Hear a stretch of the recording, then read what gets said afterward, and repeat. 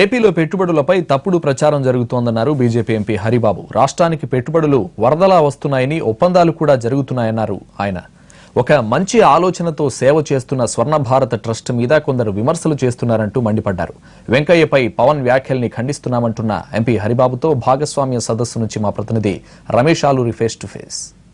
ప్రత్యేక హోదా ఉంటేనే రాష్ట్రంలో పెట్టుబడులు వస్తాయనే వాదన ఓవైపు ఉంటే, హోదా లేకున్నా, పారిశ్రామిక రాయితీలు లేకున్నా రాష్ట్రానికి పెట్టుబడులు వస్తాయని ప్రభుత్వం చెబుతూ ఉంది. మరోవైపు మిత్రపక్షం కూడా ఇదే స్వరం వినిపిస్తూ ఉంది. హోదాని మించిన స్థాయిలో ప్యాకేజ్ ఇవ్వడం ద్వారా రాష్ట్రానికి అండగా నిలుస్తున్నామని బీజేపీ చెబుతుంది. ప్రస్తుతం మనతో స్థానిక ఎంపీ, అదేవిధంగా బీజేపీ రాష్ట్ర అధ్యక్షులు హరిబాబు ఉన్నారు. ఆయనతో మాట్లాడదాం. తాజాగా జరుగుతున్న రాజకీయ పరిణామాలపై ఆయన ఏమంటారో తెలుసుకుందాం. సార్, సమ్మిట్ ఎలా జరుగుతోంది? మీరు విజిట్ చేశారు కదా, మీ కామెంట్ ఏంటి? విశాఖపట్నంలో నిన్న ఈరోజు జరుగుతున్నటువంటి ఇన్వెస్టర్స్ సమ్మిట్ సిఐఐ, దీంట్లో చాలా ఉత్సాహమైనటువంటి వాతావరణం ఉంది. దేశ విదేశీ వ్యాపార ప్రతినిధులు ఈ సమ్మిట్లో పాల్గొంటున్నారు. అనేక మంది కొత్త కొత్త ఆలోచనలతో, అనేక నూతన ప్రాజెక్టుల ఆవిర్భావంతో అనేక అంగీకార పత్రాలు సంతకాలు చేస్తున్నారు. కొన్ని లక్షల కోట్ల రూపాయలు ప్రతిపాదనలు కూడా ఇస్తున్నారు.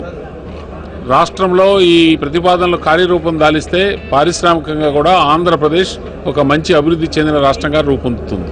పెట్టుబడులు రావడానికి హోదా రావాలి. హోదా ఉన్నట్లయితే ఇండస్ట్రియల్ ఇన్సెంటివ్స్ వస్తాయి, పారిశ్రామిక రాయితీలు వస్తేనే రాష్ట్రంలో ఉపాధి అవకాశాలు వచ్చేటటువంటి పరిశ్రమల ఏర్పాటు జరుగుతుందనేది ప్రధాన వాదన. దీనికి సంబంధించి గత కొద్ది రోజులుగా జరుగుతున్న ఆందోళన మీరు నోటీస్ చేసి ఉంటారు. పవన్ కళ్యాణ్ కానీ, జగన్ కానీ ఏం సమాధానం చెప్తారు? వాళ్ళు చేస్తున్నటువంటి కామెంట్స్కి మీ సమాధానం ఏంటి? ప్రత్యేక హోదాకు పన్ను రాయితీలకు సంబంధం లేదు. ప్రత్యేక హోదా వలన కలిగేటువంటి లాభం, కేంద్ర ప్రాయోజిత పథకాలలో 90% నిధులు వస్తాయి. ప్రత్యేక హోదా లేకపోతే ఆ నిధులు రాష్ట్రానికి 60% పరిమితం అవుతాయి. ఇవన్నీ కూడా లెక్క వేసి 90%కి 30% మధ్య ఉన్న వ్యత్యాసం ఏదైతే ఉందో ఆ 3,000 కోట్ల రూపాయలని వేరే రూపంలో ఆంధ్రప్రదేశ్కు సహాయం చేయడానికి కేంద్రం అంగీకరించింది.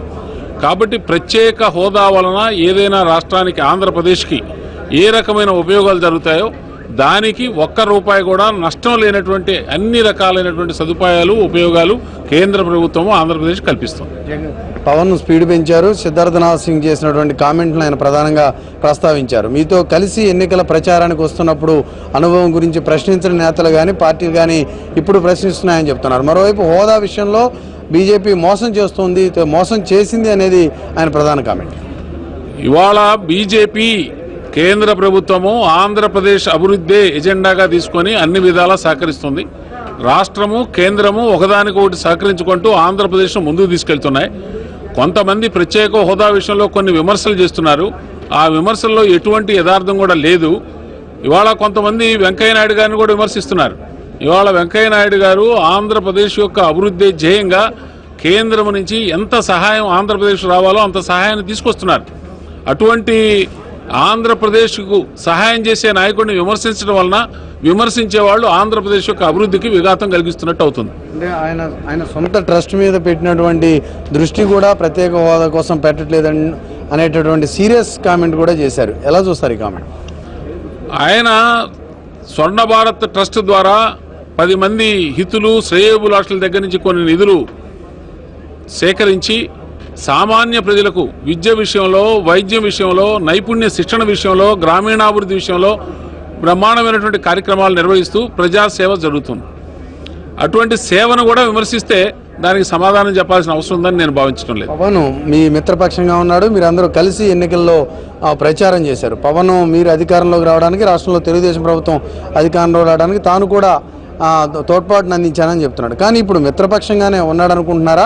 పవన్ వైఖరి ఏ రకంగా ఉంది? పవన్ వైఖరిపై మీరు ఏం చెప్పదలుచుకున్నారు? ఇవాళ భారతీయ జనతా పార్టీ చాలా స్పష్టంగా ఆంధ్రప్రదేశ్ యొక్క అభివృద్ధికి కృషి చేస్తుంది. ప్రత్యేక హోదా కొన్ని సాంకేతిక కారణాల వలన ఇవ్వలేకపోయినా సరే ప్రత్యేక హోదా వలన కలిగే అన్ని ప్రయోజనాలని ఆంధ్రప్రదేశ్కి ఇస్తుంది.